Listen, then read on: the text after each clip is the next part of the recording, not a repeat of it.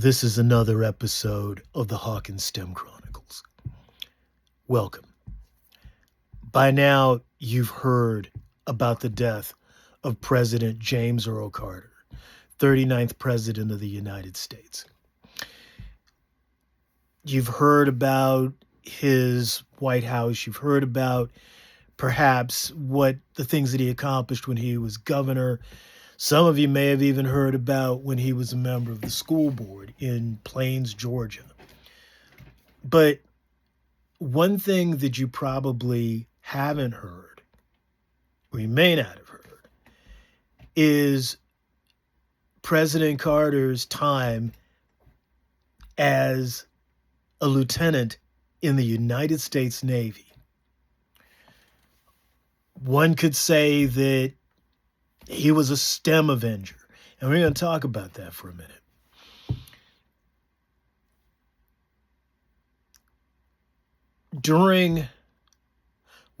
Let's back up a little bit. James Earl Carter Jr. had been in the United States Navy, but in addition to being in the United States Navy, he was a member of the United States Naval Academy in Annapolis, Maryland.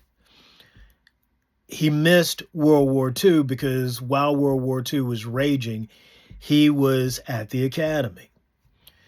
Now, this was a time, and perhaps it's still the case, but if you went to the academy, you graduated as an engineer. And there's a lot of important reasons for that.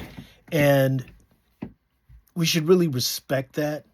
And I've met men who would have been around President Carter's age, who came out of Annapolis, who were engineers. In fact, there was at least two men at the church that I go to. Of course, they're dead now. They're long dead. But they knew President Carter when he was a midshipman in Annapolis. So by the time President Carter or James Earl Carter or Jimmy Carter graduated, he had studied about nuclear propulsion. He was a nuclear engineer back at a time when nuclear engineering was something brand new. And he served under then Admiral Rickover. If you want to talk about a STEM Avenger, at some point, we've got to talk about Admiral Rickover. But anyway, there was a problem in Canada and in Ottawa, Canada, at the Chalk River nuclear facility.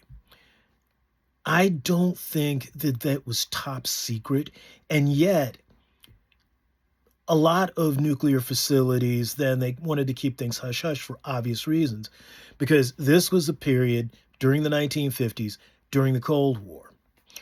So there was a problem with the fuel rods. And actually, the problem was about the water to cool the fuel rods. And I may do a different video about this because, the jury's still out as to whether or not it was human error or equipment error that caused the water not to cool the rods. Nevertheless, there was a severe problem. And I need to go back and do some research or more research to find out whether or not the Canadians reached out to America or whether we reached out to Canadians and said, we can help you. Either way, the United States Navy became involved. And then Lieutenant Carter, and just take a brief minute. Okay, so most of you know,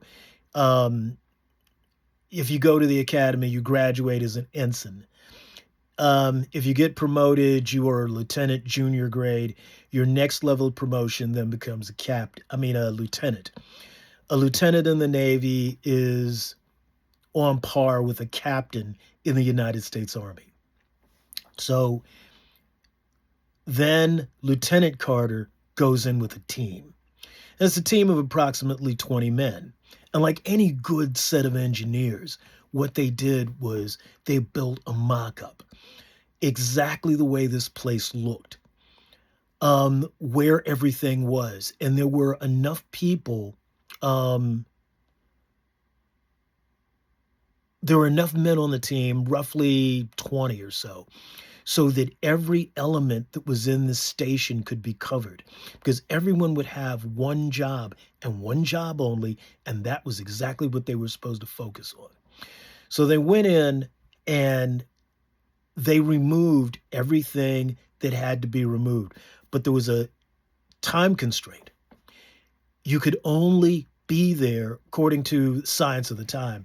They only wanted you in the facility for 90 seconds, not 91, 90. Because the reason, the rationale then was that you would be basically get you'd be contaminated by being, because of the radiation. You'd have radiation contamination, you'd get radiation sickness and potentially die.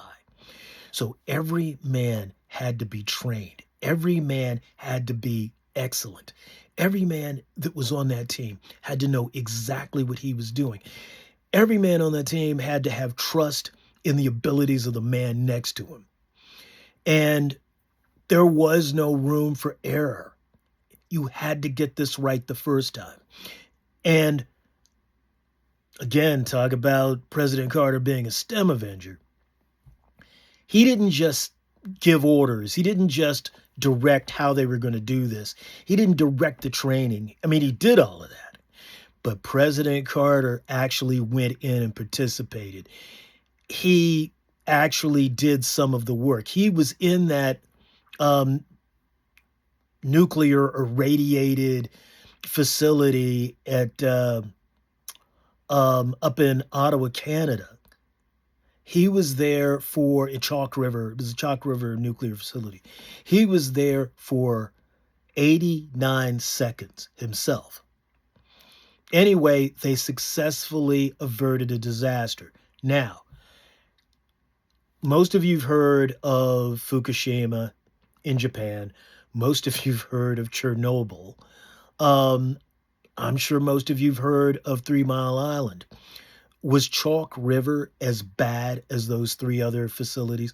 Probably not, but it didn't get that bad for lots of reasons, but most importantly because of the team of sailors from the United States Navy that came in and saved the day.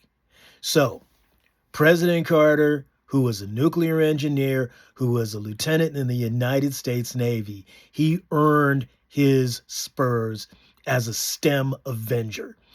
We should be proud of him. The other thing you should really be proud of, to think about it, not just President Carter, but hopefully you've had an opportunity in your life to meet some of the men who served in either the Army or the Navy or the Marines, or even then the Army Air Corps, the predecessor of the Air Force, back in the 1940s. These were special men. They weren't braggarts. They weren't blowhards. They were serious, sober-minded men who knew how to do a job. They were very humble.